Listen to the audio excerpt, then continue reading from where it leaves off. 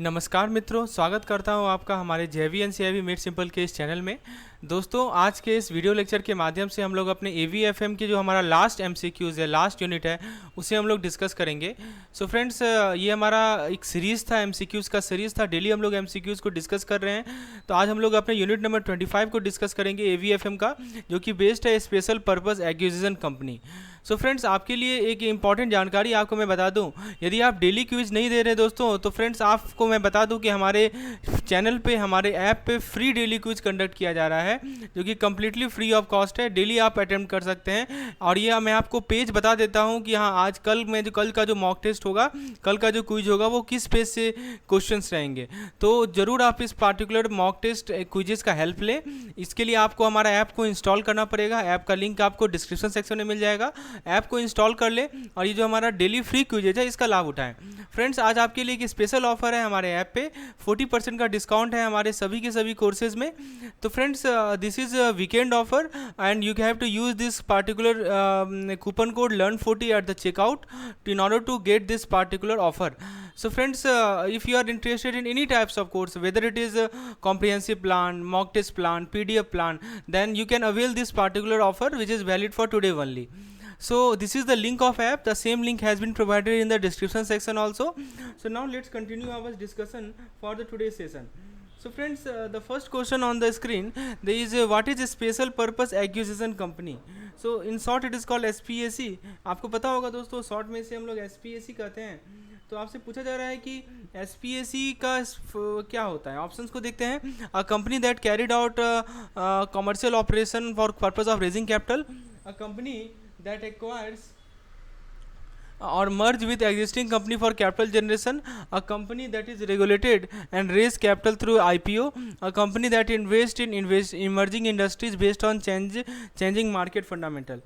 दोस्तों, सही जवाब है इसका ऑप्शन नंबर बी। मैं समझाता हूँ क्यों ऑप्शन नंबर बी सही जवाब है। दोस्तों देखिए, SPAC एक सेल कंपनी है जो कि पैसा को रेज करती है IPO के माध्यम से, राइट। तो जो भी पैसा रेज किया जाएगा उसे वो एक्वायर करती है या एग्जिस्टिंग प्राइवेट कंपनी के साथ मर्ज करती है। तो ये जो एक्विजिशन या मर्जर है, इसे DSPAC ट्रांजैक्शन कहते हैं। तो जो प्राइवेट कंपनी है वो पब्लिक कंपनी हो जाती है SPAC के IPO के माध्यम से। तो जरा ऑप्शन वाइज चलते हैं। पहला ऑप्शन कह रहा है कि company that carries out commercial operation for the purpose of raising capital. तो ये गलत है, क्योंकि SPAC कोई कमर्शियल ऑपरेशन कैरी आउट नहीं करती है, right.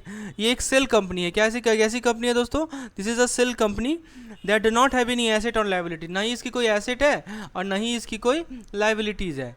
Okay, so option number A is incorrect. Option B को देखते हैं। बी में कह रहा है कि कंपनी दैट एक्वायर्स और merge with existing company for capital generation. ये गलत है दोस्तों, सॉरी, और ये सही है। ऑप्शन सी को देखते हैं। ऑप्शन सी कह रहा है कि a company that is regulated and raise capital through an IPO। तो ऑप्शन सी गलत है, क्योंकि SPAC is not regulated like an IPO, right. तो ये एक लीनियंट प्रोसेस है जिसमें SPAC को कैपिटल क्विकली रेज करना होता है, right. It has to raise capital very quickly. This is a lenient process. And the option D is a company that invest in emerging industry. तो SPAC emerging industry में invest नहीं करती। ये acquire कर सकती है, मर्ज हो सकती है किसी दूसरे कंपनी के साथ, चाहे इंडस्ट्री कुछ भी हो। तो ऑप्शन बी सही जवाब है कि ये ऐसे कंपनी जो कि एक्वायर होगी या मर्ज होगी एग्जिस्टिंग कंपनी के साथ। मैंने आपको बताया ना, एक सेल कंपनी होती है जो कि IPO के माध्यम से कैपिटल रेज करती है। तो जो भी पैसा वो रेज करती है उसे वो मर्ज करती है, एक्वायर करती है एग्जिस्टिंग प्राइवेट कंपनी के साथ। और ये जो एक्विजिशन होता है इसे DSPAC ट्रांजैक्शन कहते हैं। So please remember this terms, each and every concept I am making you clear. Now let's see the next question. Next question, which term is commonly used as alternative name for SPAC? SPAC के alternative name में कौन से term को commonly use किया जाता है? Blank check company, special acquisition enterprise, capital acquisition fund, reverse merger corporation. दोस्तों, सही जवाब है इसका ब्लैंक चेक कंपनी। मैं आपको समझाता हूँ why this is called blank cheque company. देखिए, ब्लैंक चेक कंपनी वैसी कंपनीज होती है जो कि अल्टरनेटिव नाम है SPAC का, क्योंकि ये एसेंशियली ऐसी कंपनीज है जिनके पास कोई स्पेसिफिक बिजनेस प्लान नहीं है। तो की पॉइंट क्या है दोस्तों? No business plan. ओके, तो इनके पास कोई बिजनेस प्लान नहीं है और कोई पर्पस नहीं है, सिवाय कि वो पैसा रेज करे IPO के माध्यम से और उस पैसे को यूज करके वो मर्ज कर ले किसी अनआइडेंटिफाइड कंपनी में। तो ये जो टर्म आया है ब्लैंक चेक, ब्लैंक चेक का मतलब क्या होता है दोस्तों? तो ब्लैंक चेक का मतलब ये होता है कि इन्वेस्टर जो है SPAC के मैनेजमेंट को एक ब्लैंक चेक दे रहे हैं। यानी इन्वेस्टर जो हमारे मैनेजमेंट है एसपीएसी के जो मैनेजमेंट हैं इन्हें क्या दे रहे हैं, इन्हें दे रहे हैं blank cheque, they are giving them blank cheque. Okay, तो ताकि वो इस एक्वायर कर लें किसी कंपनी को जो उन्हें लगता है फिट हो। तो बाकी ऑप्शंस को देखते हैं। सेकंड ऑप्शन है हमारा स्पेशल एक्विजिशन इंटरप्राइज। तो ये एक फॉर्मल नेम है एसपीएसी का, लेकिन ये कॉमनली यूज नहीं होता है। कैपिटल एक्विजिशन फंड ये जनरल टर्म है जिसका मतलब किसी भी तरह का इन्वेस्टमेंट फंड जो कि कंपनी के साथ एक्वायर कर ले या मर्ज कर ले। और लास्ट है रिवर्स मर्जर कॉर्पोरेशन। तो ये भी एक तरह का कंपनी होती है जो कि मर्ज होती है पब्लिक कंपनी के साथ ताकि पब्लिक जा सके। ये एसपीएसी से अलग होती है। तो फ्रेंड्स होपफुली आपको समझ में आ गया होगा कि क्यों एसपीएसी को ब्लैंक चेक कंपनी कहते हैं। इसके अलावा कुछ और पॉइंट ध्यान रखिए एसपीएसी के बारे में। एसपीएसी को हम लोग सेल कंपनी भी कहते हैं क्योंकि इनके पास कोई एसेट या ऑपरेशन नहीं होता। एसपीएसी को लीड करने के लिए एक टीम होते हैं इन्वेस्टमेंट बैंकर के, राइट, इन्वेस्टमेंट बैंकर के टीम्स होते हैं, बैंकिंग एग्जीक्यूटिव्स के टीम्स होते हैं। एसपीएसी को प्राइवेट कंपनी यूज करती है ताकि वो पब्लिक जा सके बिना आईपीओ प्रोसेस से गो थ्रू होते हुए। और एक प्रोसेस का नाम मैंने आपको बताया डीएसपीएसी ट्रांजैक्शन। तो ये रिस्की होता है इन्वेस्टर के लिए क्योंकि इसके अंदर कंपनी इन्वेस्ट कर रही होती है, वैसे कंपनी में इन्वेस्ट कर रही होती है जिसके बारे में ज़्यादा जानकारी नहीं होता है। इस रिस्क के बावजूद एसपीएसी पॉपुलर हुआ है रिसेंट ईयर्स में। 2021 में एसपीएसी का रिकॉर्ड $800 बिलियन आईपीओ में रेज किया गया, लेकिन एसपीएसी मार्केट 2022 में कूल ऑफ हो गया क्योंकि दोस्तों एसपीएसी के हाई वैल्यूएशन का कंसर्न आ गया और जो हमारे क्वालिटी एक्विजिशन टारगेट हैं इसका लैक होना। So that's why this segment cool down. Now let's see the next question, question number 3। Question number 3 में पूछा जा रहा है कि किस कंट्री में एसपीएसी अपने पॉपुलैरिटी को एक्सपीरियंस किया, राइज किया है। अप्रॉक्सीमेटली 250 एसपीएसी 2020 में इस्टेब्लिश हुआ है। सही जवाब है इसका यूनाइटेड स्टेट। तो 2020 में 250 एसपीएसी को इस्टेब्लिश किया गया यूनाइटेड स्टेट में। इस प्रकार से ये एक ऐसा कंट्री बना जिसके पास सबसे ज़्यादा एसपीएसी है। तो ये एक सिग्निफिकेंट इंक्रीज था पिछले साल से जहाँ पे मात्र 100 एसपीएसी थे। तो इसके पीछे कुछ रीज़न था। पहला रीज़न था कि जो हमारा 2020 का स्टॉक मार्केट था वो काफ़ी ज़्यादा स्ट्रॉन्ग था जिस कारण से एसपीएसी को कैपिटल रेज करने में आसानी हुई। तो सबसे पहला पॉइंट क्या बताया मैंने आपको, स्ट्रॉन्ग स्टॉक मार्केट। ठीक है, स्टॉक मार्केट जो है काफ़ी ज़्यादा आपका स्ट्रॉन्ग था 2020 में और इस कारण से जो रेगुलेटरी इन्वायरमेंट था एसपीएसी का वो फेवरेबल था यूएसए में। एसपीएसी का जो राइज जो है यूनाइटेड स्टेट में इसके कारण कुछ कंसर्न हुए हैं फ्रॉड के या अब्यूज़ के, लेकिन जो हमारे एसईसी हैं, एसईसी क्या होते हैं, सिक्योरिटी एंड एक्सचेंज कमीशन, इसने स्टेप लिया है इन सभी कंसर्न्स को एड्रेस कर सकें और एसपीएसी मार्केट अभी भी वाइबल ऑप्शन है प्राइवेट कंपनी को जो कि पब्लिक होना चाह रही है। तो होपफुली आपको समझ में आ गया होगा। चलिए क्वेश्चन नंबर 4 पे आते हैं। Now let's see the question number 4 that is on your screen. Question में पूछा जा रहा है कि why does the Indian regulatory framework not allow the creation of blank cheque company. यानी भारत के जो रेगुलेटरी फ्रेमवर्क है इन्होंने ब्लैंक चेक कंपनी को बनाने के लिए अलाउ क्यों नहीं किया। देखिए अभी मैंने आपको ब्लैंक चेक कंपनी के बारे में बताया था। तो this is an alternative name of SPAC. Blank cheque company जो है एसपीएसी का क्या है दोस्तों, अल्टरनेटिव नेम है। तो बताइए दोस्तों क्या सही जवाब है इस पार्टिकुलर क्वेश्चन का। ऑप्शंस को जरा देखते हैं। Blank cheque company are considered high risk investment. The Companies Act 2013 prohibit company without commercial operation. Indian government does not support foreign investment through SPAC. And option D, SPAC are subject to stringent regulation in India. So these are the 4 options. दोस्तों देखिए सही जवाब है इसका option number B. जो Companies Act 2013 है ये primary legislation है जो कि गवर्न करता है भारतीय कंपनी को। तो देखिए इसके अंदर सेक्शन 2 सब सेक्शन 68 ये कहता है कंपनी को कि एक ऐसा कंपनी जो कि फॉर्म और रजिस्टर्ड होती है इस एक्ट के अंतर्गत। तो इसका मतलब कि कंपनी के पास कुछ तो कमर्शियल ऑपरेशन होना चाहिए ताकि वो रजिस्टर्ड हो सके कंपनीज एक्ट के अंतर्गत। जहाँ तक बात है इस ब्लैंक चेक कंपनीज की, तो ब्लैंक चेक कंपनी के पास कोई कमर्शियल ऑपरेशन होता ही नहीं है। मैंने अभी आपको बताया they do not have any commercial operation, इसीलिए इस सेल कंपनी है। तो जिसको फॉर्म ही किया गया है कि वो कैपिटल रेज करे आईपीओ के माध्यम से और फिर जो है दूसरे अनआइडेंटिफाइड कंपनी को एक्वायर कर ले या मर्ज कर ले। तो ये जो एक्विजिशन होता है, मर्जर होता है, इसे हम लोग क्या कहते हैं, DSPAC ट्रांजैक्शन या यस।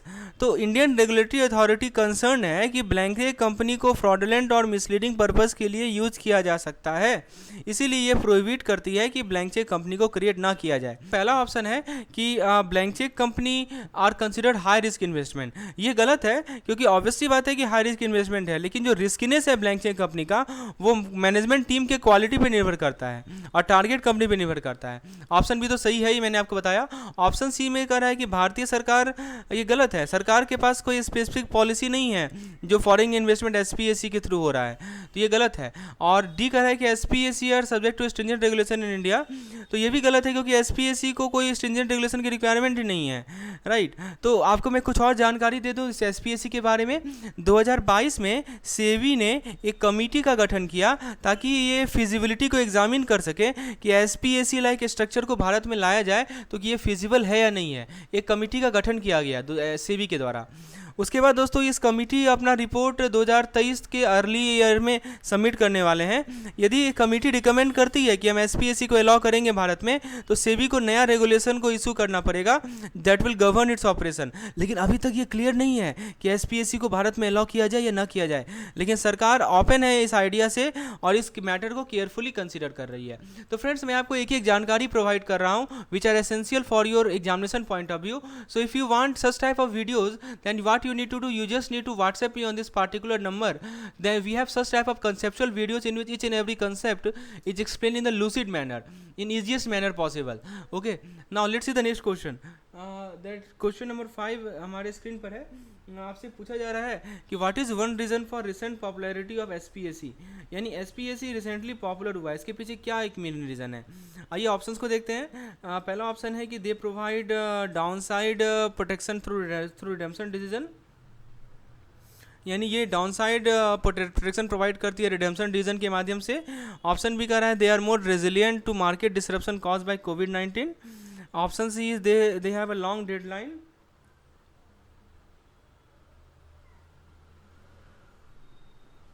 ऑप्शन बी कह रहा है दोस्तों कि इनके पास लॉन्गर डेडलाइन है 2 साल का सक्सेसफुल एक्विजिशन के लिए। और जो हमारा नेक्स्ट ऑप्शन है उसमें कहा जा रहा है कि they attract private equity fund exclusively as investor. तो आइए जरा इसका सही जवाब देखते हैं, मैं आपको एक्सप्लेन करता हूँ so that your concept become clear regarding SPAC.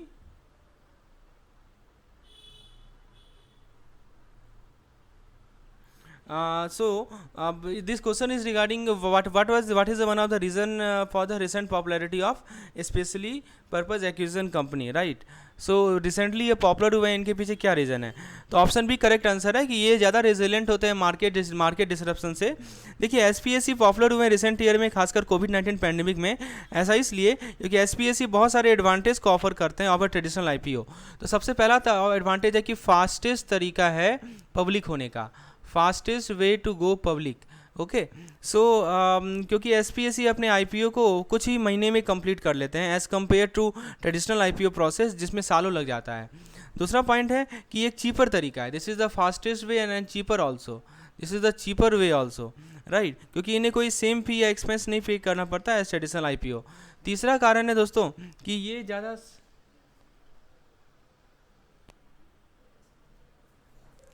ये ज़्यादा सर्टेनिटी ऑफर करता है इन्वेस्टर को, as SPAC have already raised capital through their IPO, so investor know that there is money available to acquire a target company. तो कोविड-19 pandemic के कारण traditional IPO difficult हो गया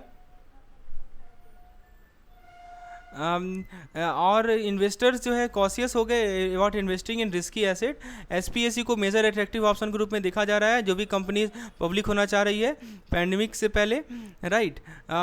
तो ऑप्शंस के थ्रू चलते हैं। ऑप्शन ए कह रहा है हमारा कि they provide downside protection through redemption decision. ये गलत है कि एसपीएसी कोई डाउनसाइड प्रोटेक्शन नहीं प्रोवाइड करता।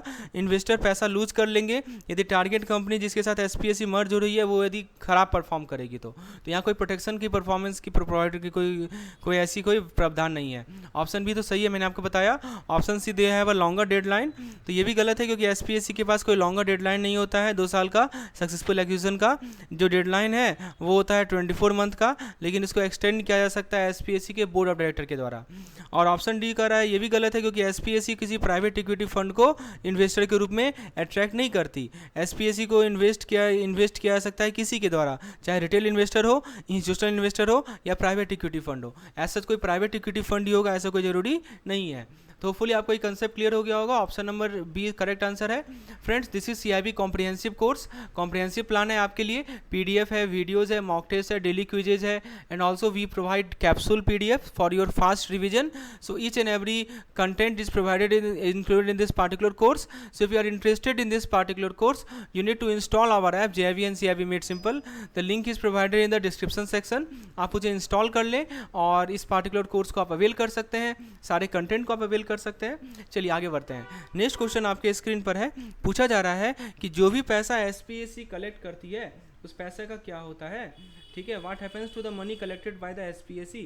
सो let's see the option. Option number A, इसको डिस्ट्रीब्यूट कर दिया जाता है अंडर राइटर और इंस्टीट्यूशनल इन्वेस्टर के बीच में। ऑप्शन बी कह रहा है कि it is use for day to day operation of SPSC. Option C, it is placed in a trust account that earn interest. Option D is return to the investor immediately after the IPO. दोस्तों सही जवाब है option number सी। Basically इसको trust account में डाला जाता है। जब भी कोई एसपीएससी कैपिटल रेज करती है किसी आईपीओ के माध्यम से तो उस पैसे को ट्रस्ट अकाउंट में डाला जाता है। और ये जो दोस्तों ट्रस्ट अकाउंट होता है ना, ये कौन मैनेज करता है? थर्ड पार्टी मैनेज करती है। This is manage by home? This is manage by third party, जैसे कि बैंक हो गई या कोई ट्रस्ट कंपनी हो गई। जो भी ट्रस्ट अकाउंट में पैसा होता है वो इंटरेस्ट अर्न करता है जब तक एसपीएससी अपने मर्जर को या एक्विजिशन को कंप्लीट ना कर ले। यदि एसपीएससी अपने मर्जर या एक्विजिशन को कंप्लीट नहीं करती है with in a specified period of time, तो जो ट्रस्ट अकाउंट का पैसा है वो इन्वेस्टर को वापस कर दिया जाता है। अब जब ऑप्शन वाइज चलते हैं, it is distributed among the under writer and institutional investor.